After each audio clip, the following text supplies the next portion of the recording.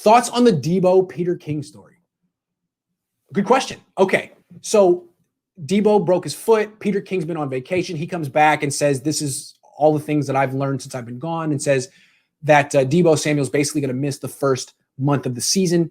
And a lot of people locally, David Lombardi for The Athletic, speculated that Peter King was just sort of out of the loop and had been on vacation and was sort of summarizing things that we already knew and was basically wrong because Deebo Samuel said he intends to come back for week 1.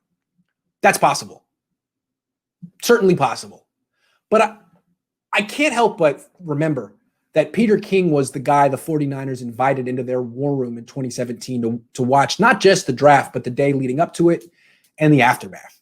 He was allowed into the holiest of holies during the inaugural draft of the 49ers' new regime. So I don't think there's no one more plugged into the 49ers' current organization than Peter King. Not any of us on the beat, not Ian Rappaport.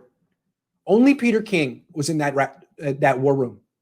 I'm sure he has John Lynch's phone number, Kyle Shanahan's phone number, Mike Shanahan's phone number, Jed York's phone number, everyone. So he didn't say he heard from the 49ers that Deebo's going to miss the first week, but Peter King wouldn't just speculate without doing a little research first. And he can just text these people. And everything he said, why he thinks, he presented his opinion, why he thinks Deebo Samuel missed the first month of the season makes total sense. He's totally reliant on speed and quickness. Why rush him back? It's his foot. You rush him back, he has a setback, you could lose him longer. Then he could miss the whole season like Trent Taylor. Plus, you don't need him. Have you looked at the Niners' first 4 games? Yeah, they start off against Arizona. They're tough. Then they go to New Jersey and play back-to-back games against the Jets and the Giants. They don't need Deebo for that. They don't need to pass for that. They can beat those teams just running. So they do need to be conservative and careful and cautious with Deebo Samuel. Everything Peter King said made sense. I just assume that he speaks from a position of knowledge. I don't think he's lazy. He has these people's numbers. Why would you speculate when you could just text him? Why would you be like, I think Deebo might miss the first month. Here are the reasons why. When you could just call John and say, hey, John, what's up with Deebo?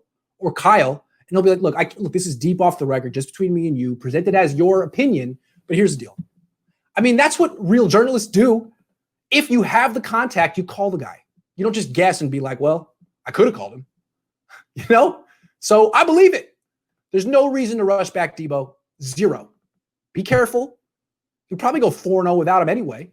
Then bring him back in October and go from there.